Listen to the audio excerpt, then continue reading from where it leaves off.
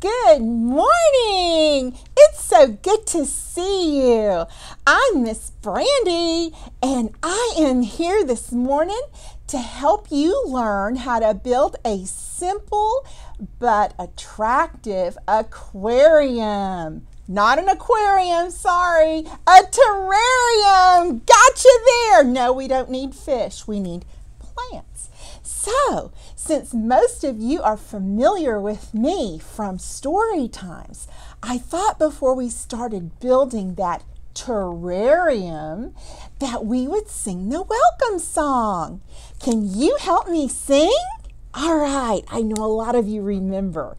So here we go.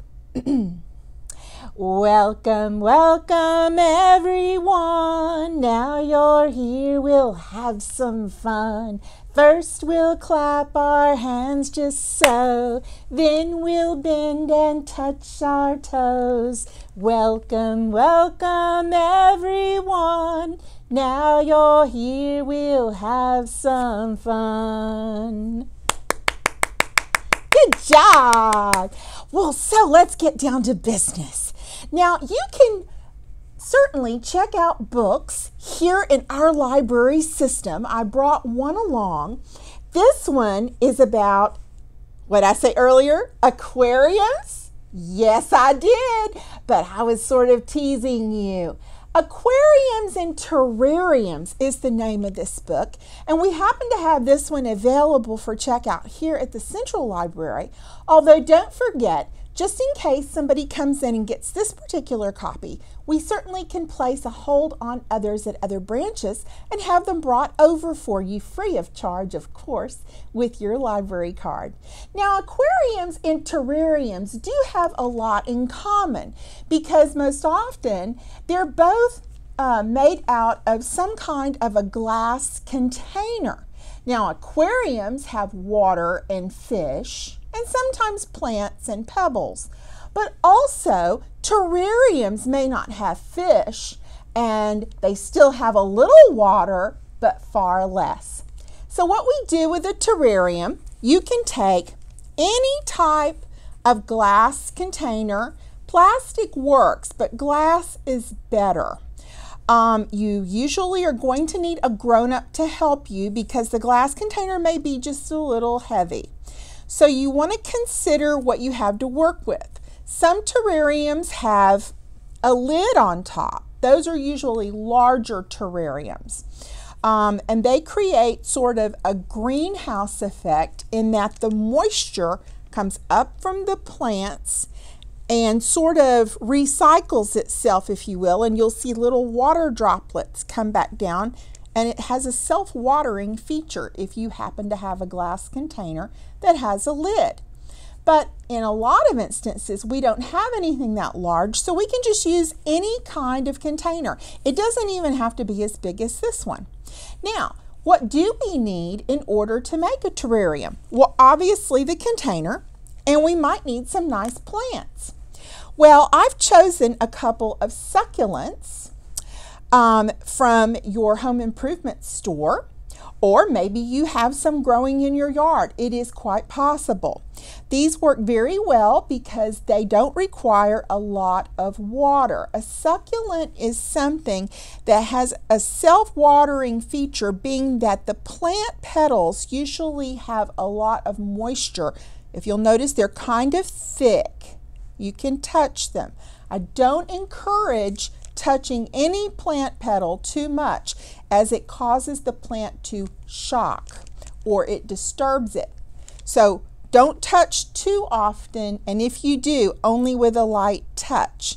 But you can tell that these have some kind of moisture or fluid inside of them, or they wouldn't be so thick. Now, do you have to use something like a succulent in your terrarium? You don't necessarily have to. This is just what I have chosen. You can use other small plants that work in low light circumstances. And when you go into your home improvement store, they'll usually have a little stick or a little label, and it will tell you if it thrives or grows in a low light situation. So what else might we need? Well, let's see. We might have something to cut, so a pair of scissors might be a good idea. Now, if you need assistance, make sure that you ask your grown-up if it's okay if you borrow the scissors, because it's okay to ask for help.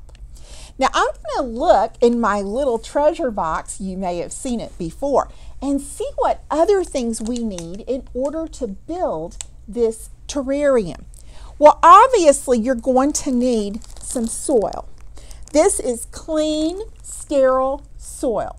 It's always best to have some that has been sterilized ahead of time, because you don't want any unwanted visitors like little pests or little bugs to start invading your plants, if you can make sure that does not happen by getting the sterile soil.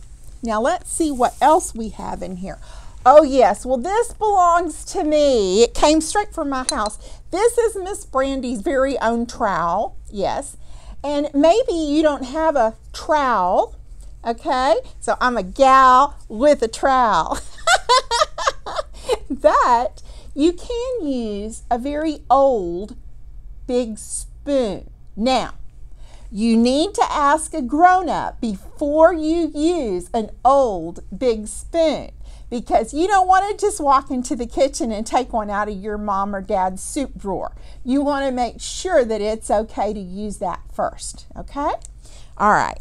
So that's something that you're going to need. Also, let me see what else I have in here. Oh yes, Miss Brandy has her own set of gardening gloves. Now, you might not have gardening gloves that look quite like these. You might have some that look more like mittens. That's okay too. Or you don't even have to have gardening gloves. You can just do it with your bare hands, but make sure that you keep things nice and neat and are near somewhere where you can wash your hands afterwards, okay? So you can do that with a water hose, maybe outside the house, or you can maybe do that inside the house as long as your parents say that that is okay. Then you would want to go straight to the sink and wash your hands. Okay, let's see what else is in here. Now, sometimes these terrariums, people like to put things in them.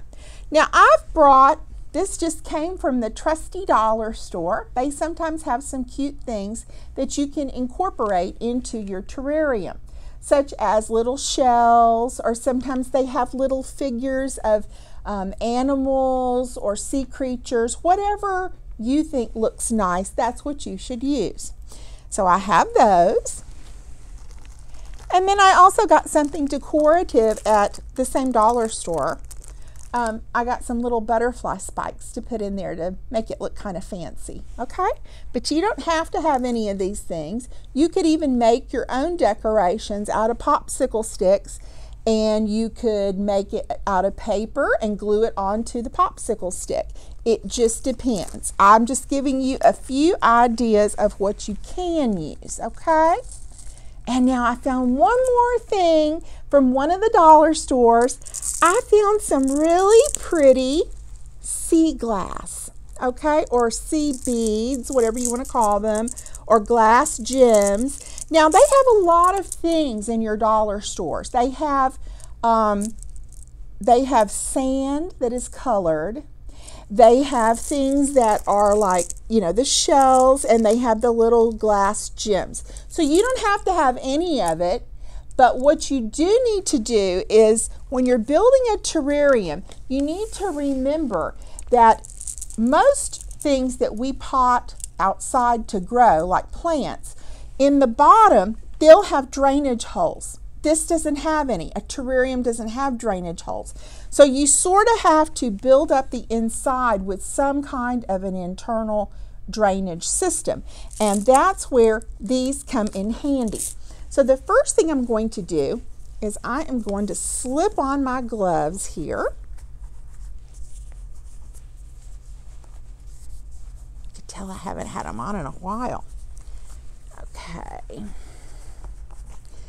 And this just keeps my hands clean when I'm working with the actual plant or in with the soil. So the first thing I want to do is open the bag. that has the sea glass, okay? And then I want to carefully, because they're glass and so is my container, I'm going to drop them into the bottom. Well, now that turned out to be just about the right amount for this container. It makes it look really pretty, but what you're really doing is it adds a decorative touch, but what you're doing is you're making sure that you have some kind of a drainage system. Many times, one of the things that kills a plant is that it is overwatered or it doesn't have adequate drainage. So what happens if there's too much water and there's nowhere for the water to drain? What it does is it creates an environment called root rot. And what that means is that the roots of the plant become saturated with water because the water can't drain. And then they're not healthy anymore and the plant can't live, or as we say, thrive. So the next thing we want to do, now that we have a little bit of a base, now some people say you can activate a layer about this deep of activated charcoal. You don't have to do that as long as you're careful with how much water you are using when you water these plants. These, especially because they are succulents, they are not going to require very much water at all. Maybe just a couple of drops near the roots about once a week. Okay? The next thing you want to do is, let's go ahead and open everything because my hands are going to get dirty. So, I'm going to open my butterflies.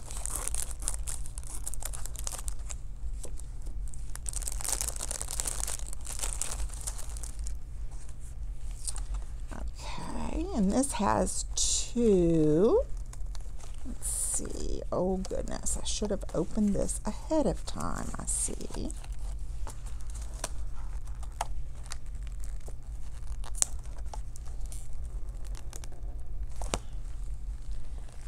Okay, there we go. Okay, and you can use you can use both, you can use one, whatever you want to use. But as you can see, these are going to have just a little wire. Be very careful not to hold it near your face.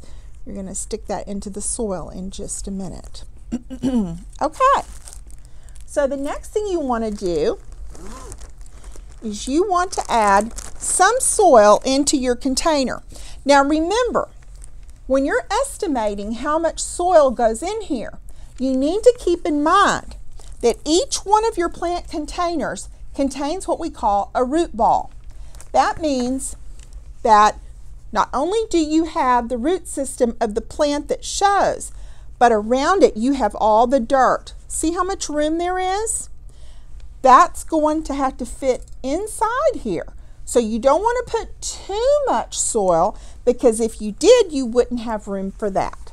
You can always add extra later. So the first thing you do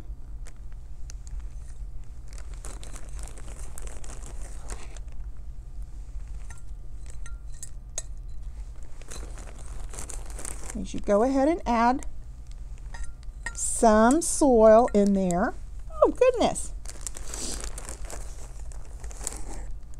It smells so good. It smells all fresh.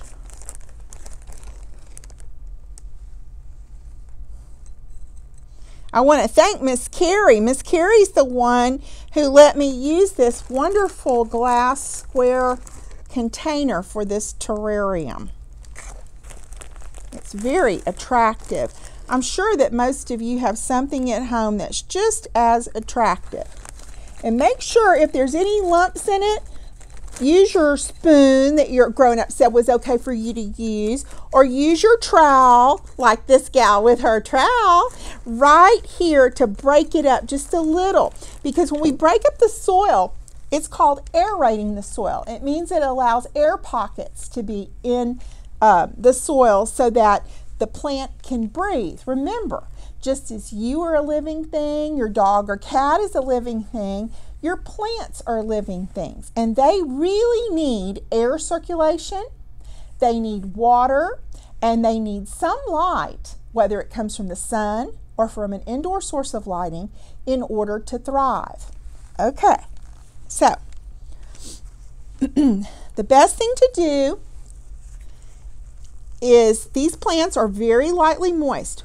What I'm doing is I'm lightly squeezing the sides because I don't want to just pull the plant out of the dirt. I want to gently loosen the entire root ball.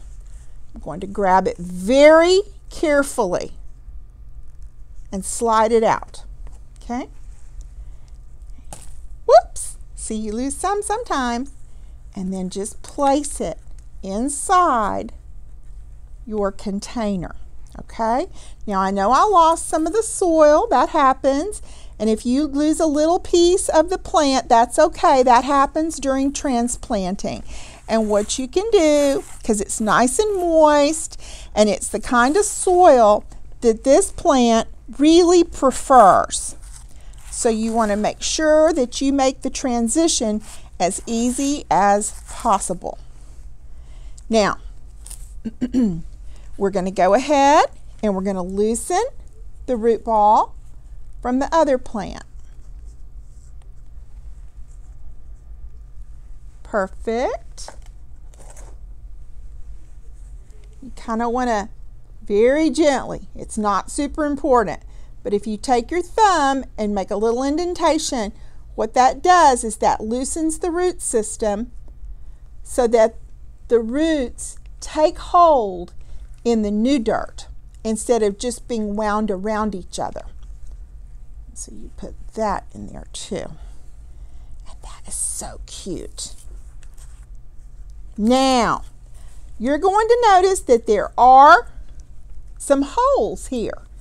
You see, there's not, let me move this. There's not enough soil, but that's what we wanted to do. We wanted to make sure that the plants have enough room. That's absolutely important. You don't want to overlook that. So now I can go back and take some of my extra soil and I can put that in to fill in where the holes are. Okay? And it's not perfect. It is messy, but it's easy to clean up with a little soap and water. Now, how much do you put? You put enough in there that you can take your fingers and press it down. They call it tamping it down. You tamp it down lightly. Okay, so now you have a little more room available. Add a little more and tamp it down again. Okay, and over here, the same thing. I think it's easier just to work with your hands. I feel like my gloves are a little in the way today. Okay, and I'm going to turn it around and add a little more.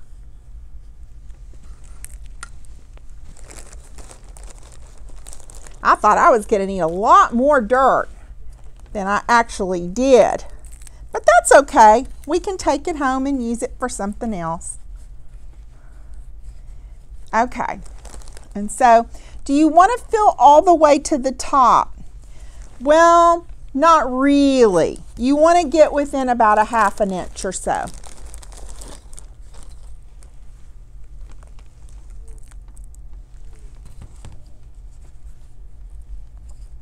Okay, that's pretty good. Okay, now, over here, it will settle. You can use a little bit that you lost.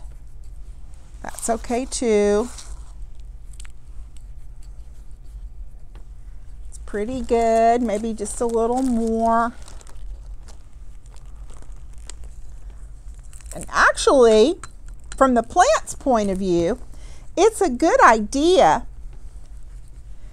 to leave a little room And you don't want to overcrowd plants because then they don't have any room to grow.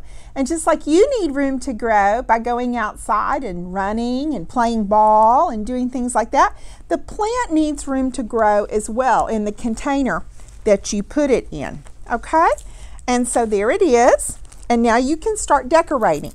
So maybe if you have a few seashells or a little gnome figure or something like that, you can just drop those in there, and that just gives it a little bit of a decorative touch, having some seashells. And as we said, you can make whatever kind of decoration you want.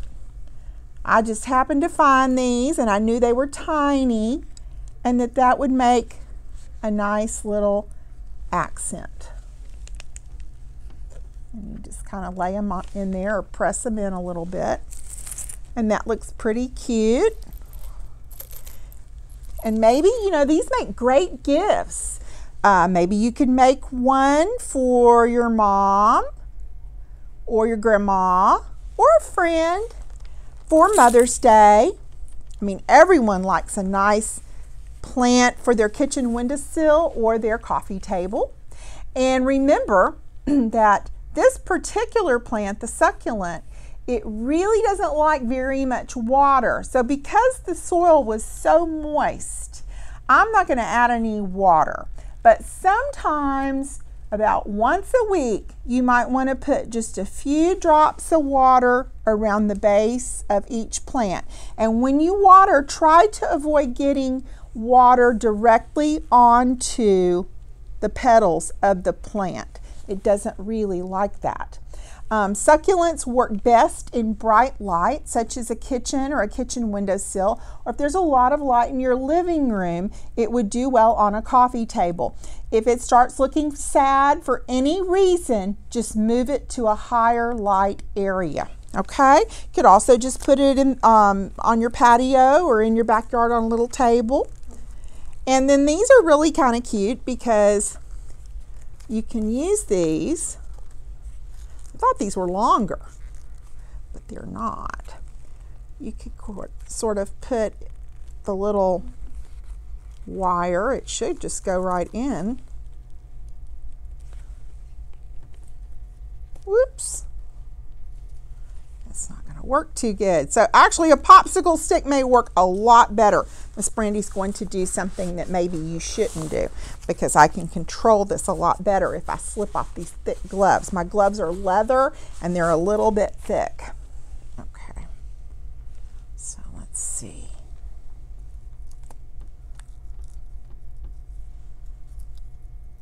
Oops. The metal is extremely thin. It would work better with a popsicle stick, I think. But it kind of looks pretty. Yeah? Looks pretty nice. And I have an extra one, so don't think that you're limited. I thought these had much longer pieces of wire. But you know what? If you want it longer, what you could do is you could just remove it. Let me show you. You have something that is a little short. You could easily take this piece of wire and tape it to a popsicle stick and then stick the popsicle stick inside and it would stand a whole lot straighter. Okay? It just depends. But I hope you've enjoyed our terrarium program, and I hope that you consider making one for someone that's important to you, whether it be Mother's Day or any other day. They make great gifts, and they also make things that just you want to make and keep around in maybe your room or your home. So I hope you've enjoyed this, and I want to make sure that you understand that all of our 7 branches of our library are absolutely open to you. Now, there for a while you needed a reservation to come in and browse the stacks. You don't need that reservation anymore. We are 100% open. So make sure that you come see all of us, and especially here at the Central Library, because Miss Alicia, Miss Brandy, and Miss Carrie, and most of all Miss Crystal, she definitely wants to see you soon, okay? So have a terrific day, and make sure that you watch many of our other virtual story times and STEM programs. See you next time. Bye.